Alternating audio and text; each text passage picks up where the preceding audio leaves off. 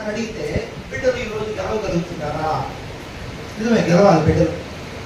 మనకు అర్థం కావాలంటే యాకోబు అన్యాయంగా గెలిచాడు, యాకోబు అన్యాయంగా గెలిచాడు, న్యాయపరంగా గెలవాలనుకున్నాడు.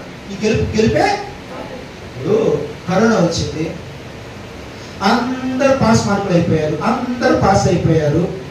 సంతోషం ఉండిందా?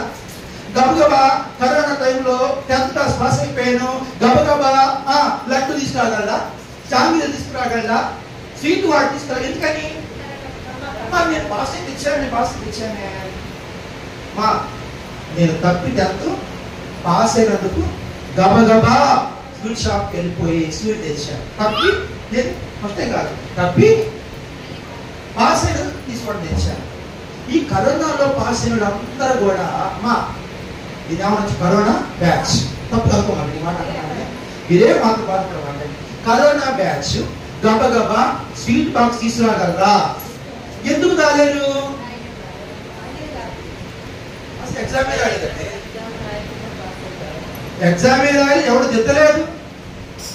ఈ పోరాటం ఏడుంది? ఇప్పుడు పోరాటం పోరాడితే వచ్చే గెలిపే సంతోషాన్ని ఇస్తుంది.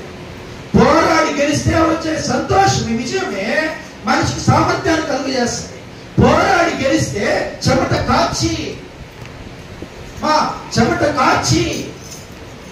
రాత్రి పగలు చదివిన దాన్ని జ్ఞాపకం చేసుకొని ఎగ్జామ్ పేపర్ని రాసిన తర్వాత వచ్చిన మార్కులు చూడు, పాస్ మార్కులు, ఆ సంతోషాన్ని ఎవడు పట్టలేడు, ఆనందాన్ని ఎవడు పట్టలేడు, ఆ నాట్యాన్ని ఎవడు ఆపలేడు. ఎందుకు తెలుసా? అది యథార్థమైన గెలుపు, కష్టపడిన గెలుపది, చెమట కాచిన గెలుపది, విజయాన్ని సాధించాడు ఈ వ్యక్తి. ఇప్పుడు కరోనా బ్యాచ్ ఎవరు కూడా ఏ స్వీట్ షాప్ కి వెళ్ళలేకపోతున్నారు. ఎవరు కూడా కంగ్రాట్స్ వాళ్ళు వెళ్ళడమే కాదు, ఎవరు కూడా కంగ్రాట్స్ కూడా ఎందుకు చెప్పట్లా? నా చెప్పానే పాస్ ఫెయిల్ అయితే ఫెయిల్ అవ్వ, కానీ రెండోసారి బాగా రాసి పాస్ అయ్యా, వెరీ గుడ్, కంగ్రాట్స్ అన్నారు. కానీ కరోనా బ్యాచ్ ఎవరు కూడా కంగ్రాట్స్ చెప్పట్లా. ఎందుకని? రాయలేదు కదా. మీకు అర్థమవుతుందా?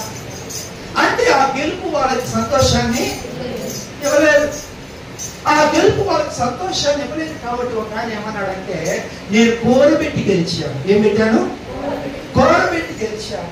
ఆశ చూపించి అతని యొక్క బలహీనతను బేస్ చేసుకొని, అతని బలహీనతను ఎలాగా చూసుకొని నేను ఏం చేశాను? నేను గెలిచాను.